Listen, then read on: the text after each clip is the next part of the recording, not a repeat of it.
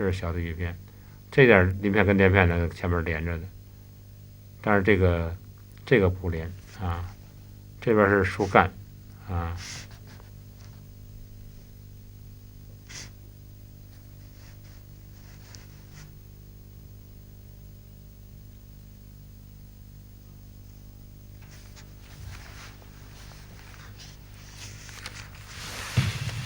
给大家勾一两个银杏叶啊，银杏叶用淡墨啊。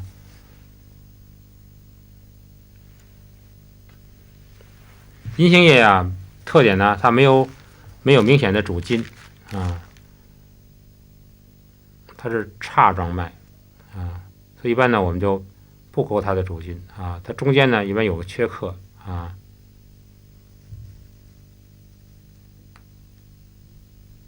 这是它的前面，那么它这个转过去呢，叶柄在这儿啊，叶柄画的时候呢，是从粗到细啊。就比如说啊，从这边来啊，是一个像扇子一样的啊，扇形叶子。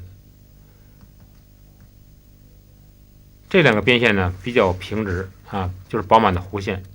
在这个地方啊，它有一个缺口啊，大的缺口。这个呢比较碎啊，甚至还有褶儿啊，有皱褶儿啊，有高起来的地方啊。如果有的啊，侧面的还有可能这么折下去的啊，比如这是一个叶子，那么这儿打折啊，翻过来这是折面啊。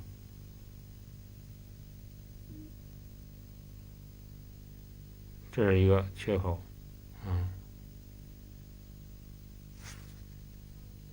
这么一个扇子似的。